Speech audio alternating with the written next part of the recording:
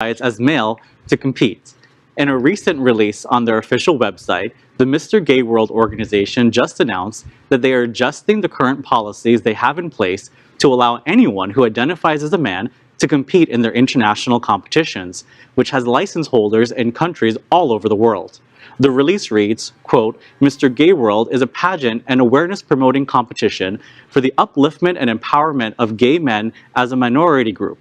The competition is open to anyone who identifies as male, using him and his pronouns as who collectively identifies as male, end quote.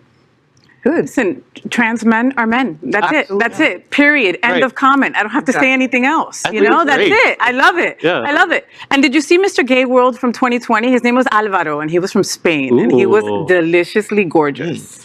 Jealous? A little bit. I want that body if you see him. Oh, my God. Yeah. I think this is really important because our trans brothers and sisters are a minority within a minority, and until we all embrace our community, we can't expect the world to do it. So I think this is a positive step. It may seem like a no-brainer, but it's absolutely a positive step that we're doing. We have to do it first. I'm curious, first off, in full disclosure, Sunshine Cathedral here in Fort Lauderdale, in November, we will be broadcasting this contest, largest of its kind in the world. So I'm going to see Alvaro in person? And, well, you're going to see a lot because there's 50 contestants. Sign me up. In the competition. 3 days we're broadcasting. Friday, Saturday, and Sunday night is the crowning of the event. I just want to pose in front of you. I'm just curious of your You're going to pose in front of us?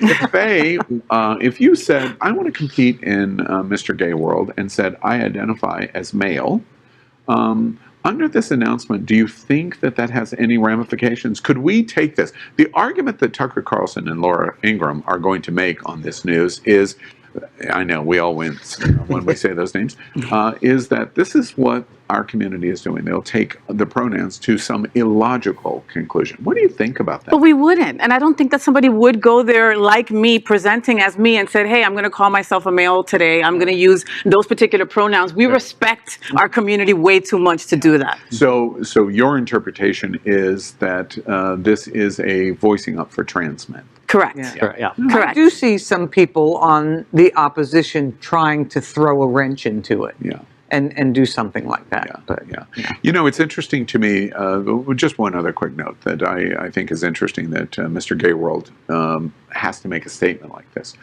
The pageant world is way beyond this. The last to come to this issue was actually RuPaul's Drag Race. And you can be a bio woman and you can be a trans woman and compete in RuPaul's Drag Race.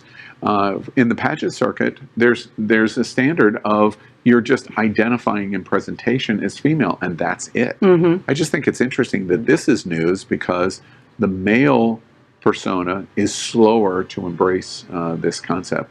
Female pageants have been doing this for years and years and years. LGBTQ plus news is vital for our community and for the broader world as a whole. We have enough enemies at Fox News. Tucker, Sean, and Laura are loud. We need passionate allies. Happening Out Television Network, Queer News Tonight, and It's Happening Out are literally out of the closet and into the headlines.